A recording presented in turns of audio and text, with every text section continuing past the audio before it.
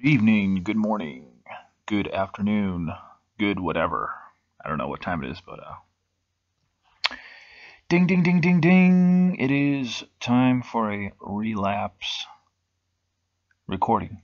Relapse recording, my friends. Yes, that's right. I fell into the trap again, unfortunately, and Jesus Christ, man, I got to tell you. Cocaine, crack, heroin, kryptonite. That's what this stuff is. This stuff is terrible, terrible, terrible. I beat myself up, but you know what? This is what we do. We pick ourselves up and we just keep on trucking. That's all we can do. We pick ourselves up and we keep on walking through the fog, baby. You know, we have a rough time. We just gotta get on up and see through those cloudy days. Feeling a little bit more optimistic than my last relapse, which was about 2 weeks ago. So I'll tell you what happened. I'll tell you what happened in a second, but I just want to say you guys are great, and thank you for listening to my audios, and I appreciate it. Your responses are very informative, and they're great. It's good to have a community to lean back on, and just so thank you guys. I just want to talk about a couple things. Jesus Christ, past couple weeks for my last relapse, my workouts were starting to get good, starting to get some. The fog was clearing. Still had anxiety, and I'll tell you why I think I had anxiety. Because I believe I was allowing the big O with the woman, with the girlfriend. And for some reason, in my twisted little mind, I thought, the orgasm with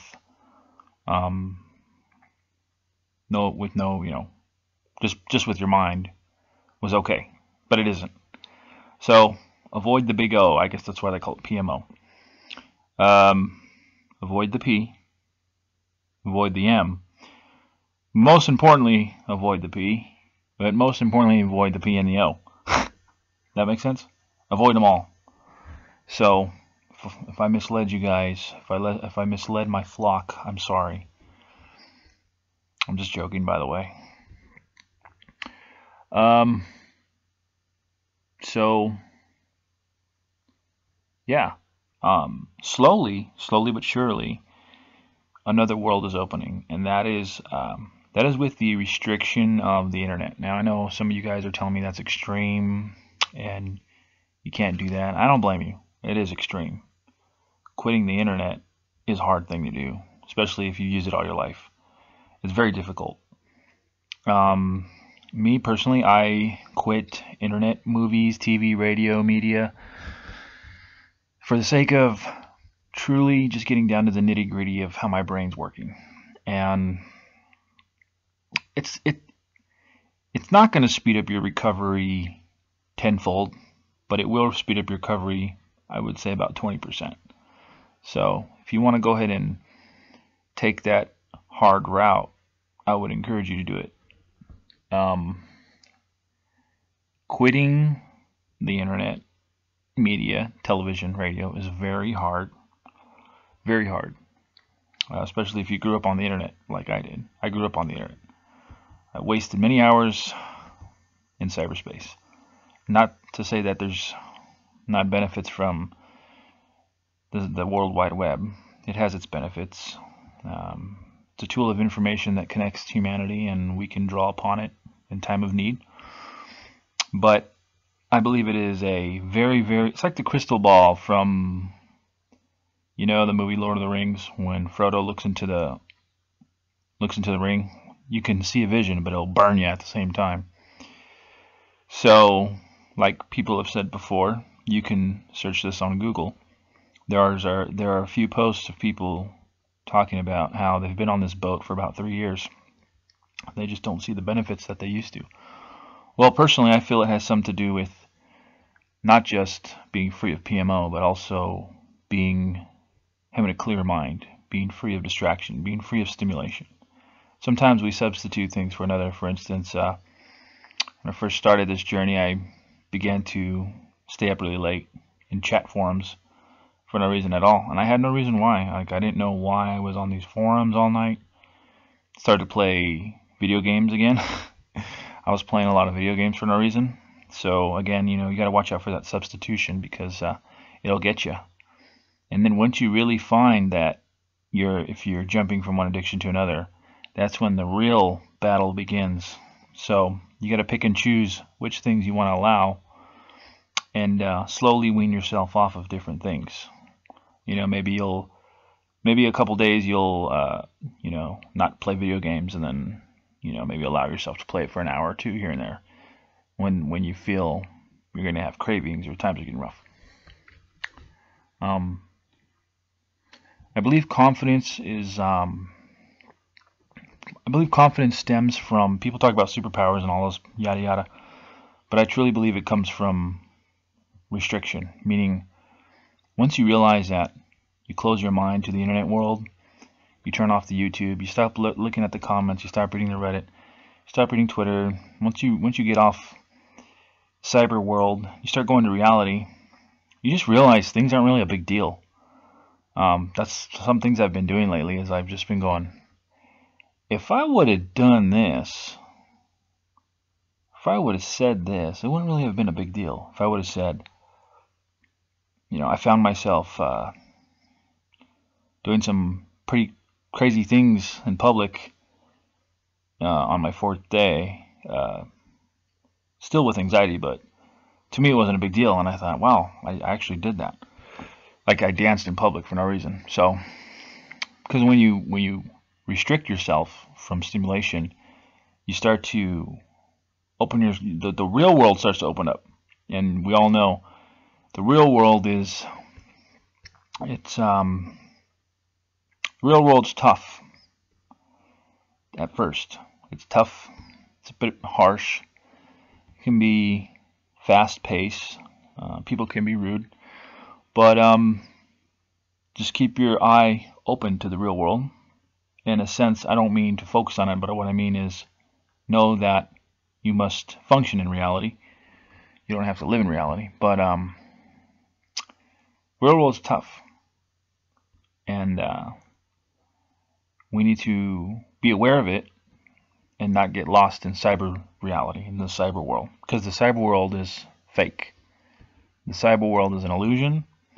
And it's my personal opinion, nothing good really comes from the cyber world. So, and that's just through experience. I mean, it's a good tool to connect with friends and family, but ultimately you want to be rooted in, reality, earth, your spirit, who you are.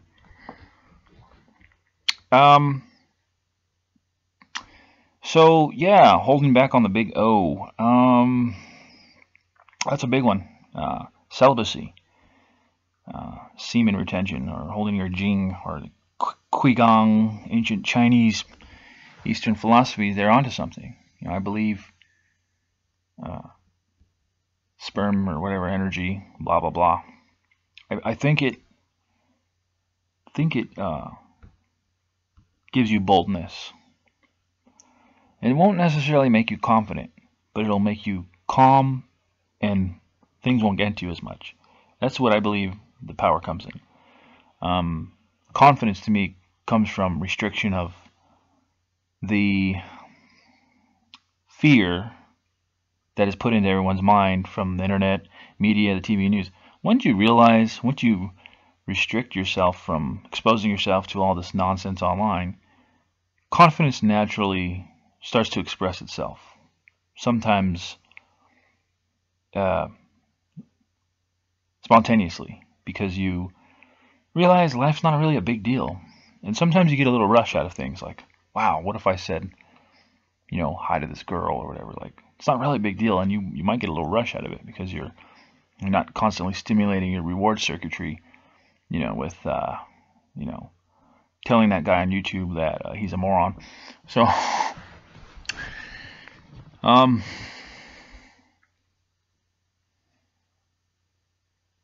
What is NoFap hard mode? It is total celibacy. No PMO, no girlfriend, no release. Not even a wet dream. Well, that's, I would call it monk mode, because even the monks talk about, sleeping upright and all that good stuff. But what is NoFap saint mode? I just made this one up. Well, NoFap saint mode is insanely hard. Again, saint mode is no internet, TV, alcohol, music. Well, you could bend the rules on music. I listen to music once in a while. I drink. I've been drinking. I drink once a week when I go socialize, so I'm not a saint. That's what I call NoFap saint mode. I'm talking no tin. That's hard. I'm not perfect. I would say I follow it about 85% of the time, 80 to 90% of the time when I'm not drinking or checking my email occasionally for 5 minutes a day and uploading videos to you fine people. Audio recordings, I mean. So I call that NoFap saint mode. I believe it speeds up recovery 20%. But I believe it's also hard. It could be hard on the psyche because sometimes we need to have stimulation to keep us feeling normal. And I understand that. So if you want to try that, take heed, take caution, because it can be hard on the psyche, the psychological. It can be hard on, you might feel like you're going crazy, but at the same time, it will change you from the inside out. Ultimately, I believe the long-term goal for NoFap should be an alleviation of internet use to possibly 30 minutes to an hour a day. And that goes with most leisurely activities that we have become addicted to. Video games, internet, radio, TV. Well, I don't think anyone's addicted to the radio unless you're like, an old man from there. Hey, man, let's put on some of those great tunes. Yeah, how about that old Sammy Davis Jr. game? But, when you do this, what I like to call saint mode, spiritually you open up and you really see the holes in your life if you're on the internet a lot. And if you're like me, you have a lot of holes, years of holes. So hopefully you're not 30 years old and use internet for 20 years of your life. Knock on wood. But so I'm just getting this out before I face the cloudiness that's ahead of me. I know that this is just the post-relapse chemical-induced high, but tomorrow is going to be different, and I have to face the music of the cloudiness, the fog, the lack of energy, and I'm okay with that. Still optimistic, but that's okay. For my best method of battling this would be what I like to call the bonfire of cleansing. I mentioned this before. Those of you that want to embark on saint mode, if you had a relapse, I recommend, if you're going to quit internet, NoFap, try a bonfire in the backyard. Could be cloudy, could be sunny, and just stare into the bonfire. If you have a friend, even better. If there's someone you could talk to, even better. I call it the fire of cleansing. So that's what I'm going to do. I'm going to go in the backyard amidst my social anxiety and lack of energy and cut some firewood, chop some wood off these old trees in my backyard, little sticks and stuff, and when the cravings start to hit, and the cravings for junk food and stimulation, I'm gonna light that fire, sit there, and I'm just gonna eat some food until I get tired. And then I'm gonna go to sleep and let my spirit cleanse itself and restore itself, so to speak. So what happened this time for me? Well, the girlfriend left to visit family for a few days. I have to tell you, don't underestimate the power of human presence. So if you have friends that you're around on the daily, that's good. That is a stimulation boost. That'll keep you, that's like a support. Keeps you grounded. It keeps the dopamine levels from getting too low. Because once they get too low, we start to have sleeplessness, insomnia, all that stuff. The girlfriend kept me grounded. She was kind of like a support system. She was gone for a couple days. My God, what a difference. I couldn't believe what a difference it made in my battle. It just became, my battle turned 50% harder. No joke.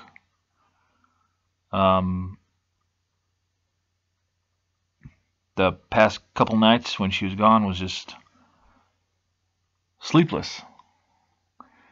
And then I would go on the internet a little bit just to try to go to sleep. Of course, that doesn't help. That stimulates you more. And you say, well, I'll play a video game or whatever. And that doesn't make you sleep. It stimulates you more.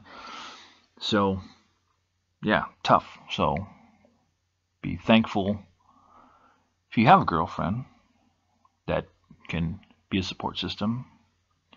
But be thankful if you don't, because it's just another obstacle you might have to hurdle in case she's not around.